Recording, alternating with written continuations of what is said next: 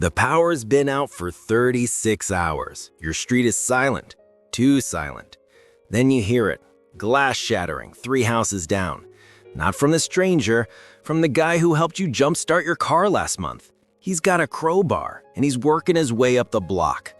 Welcome to hour 36 of a blackout, where your biggest threat isn't the darkness, it's the 300 million people who didn't prepare, and they know exactly where you live. Here's what nobody tells you.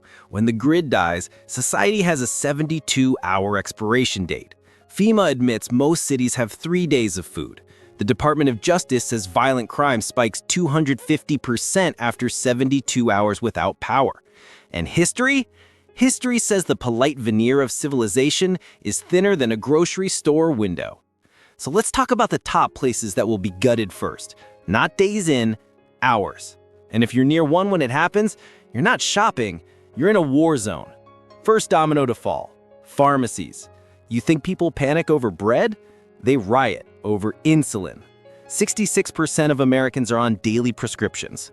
When the power dies, the cold chain for those meds breaks. Refills stop. And suddenly, millions are 3 days from withdrawal, seizures, or death.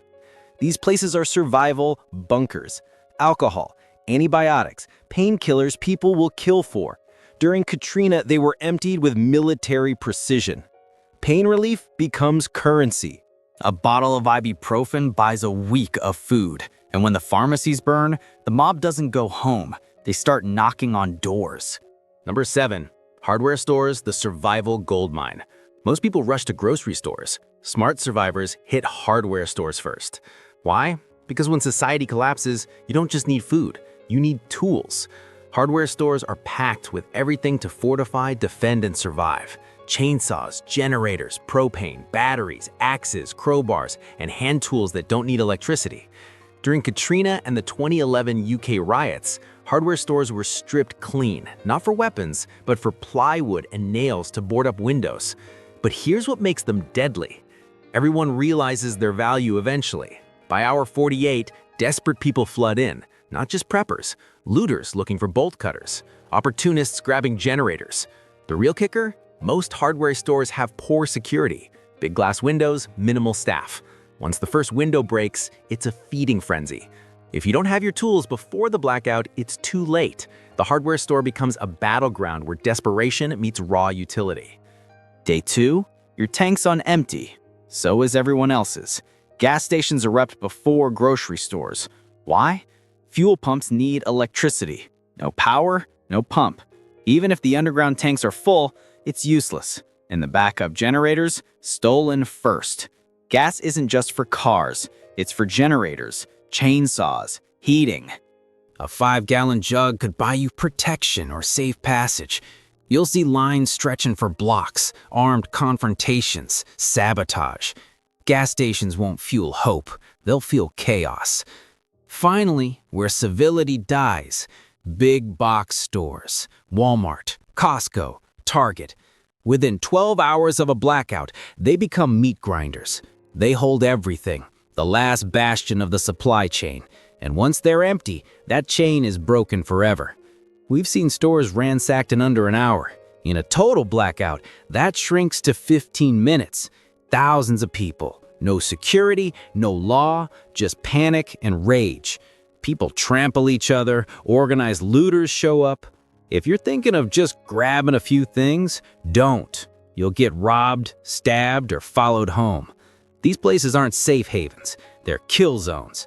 The real preparation doesn't happen in the dark with a crowbar in your hand. It happens now, before the lights go out. Because when they do, the only thing you can count on is that everyone who didn't prepare knows exactly where you live. Let's continue with number 4, liquor stores, the Wild West. When the lights go out, alcohol becomes everything. It's medicine, it's currency, it's fuel, it is morale in a bottle. Think about this. 15 million Americans are alcohol dependent. After just 24 hours without it, severe withdrawal kicks in. We're talking nausea, hallucinations, seizures. That raw desperation leads straight to the liquor stores, but they won't be the only ones. Picture it, Crowds elbowing through shattered glass for anything, whiskey, vodka, even mouthwash. Booze becomes barter gold. A fifth of vodka could get you a course of antibiotics. A bottle of rum might buy you firewood or a box of ammo. High-proof spirits can clean a wound, disinfect your gear, or start a fire. During the Great Depression, moonshine was survival currency. When Venezuela collapsed, smuggled liquor was the primary way to trade. So stock quietly.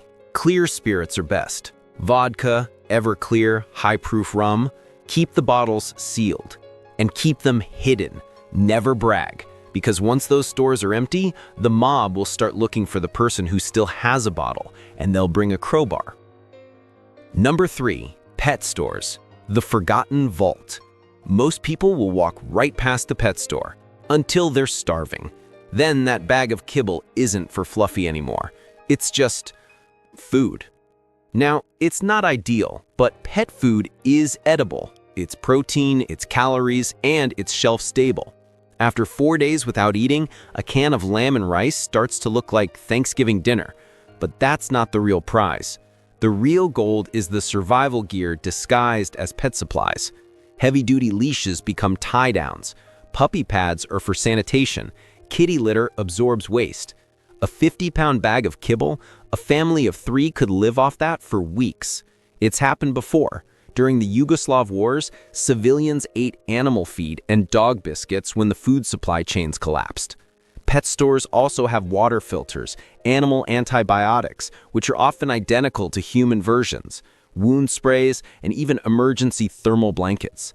While the average looter is fighting over canned soup in a grocery store, the smart ones are quietly raiding the pet store. They'll walk out with enough to last a month. By week 2, your neighbors will be circling that pet aisle with dead eyes. Number 2, schools, the sleeping giant. Schools are absolute gold mines when the power goes out. The average elementary school in the US has enough food to feed 500 kids for a week.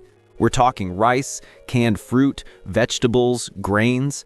The cafeteria walk-in freezers hold tons of calories. But the food is just the beginning. Think about the classrooms, batteries, office supplies, water purification tablets.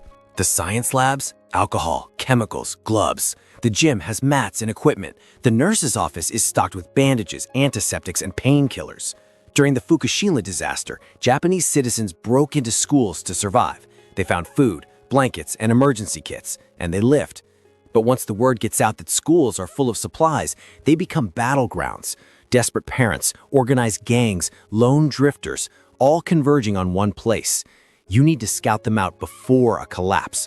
Learn the entrances, map the supply closets. Because when society folds, that elementary school becomes a fortress of desperation. And now, number 1, hospitals, where hope turns to horror. In the first 48 hours of a total blackout, hospitals will transform from sanctuaries into slaughterhouses. That sounds harsh, but it's history. Most US hospitals have backup generators that last about 72 hours. When they fail, everything collapses. Ventilators shut off, elevators freeze mid-floor, life-saving machines go dark. Now add hundreds of scared, injured, and dying people to that equation. You have a human powder keg. But that's not why hospitals are number 1 on this list. It's what they store. Painkillers, sedatives, antibiotics, surgical tools, IV fluids, insulin, oxygen tanks, morphine. In a post-collapse economy, these are the new currency. A single bottle of penicillin could buy a week's worth of food.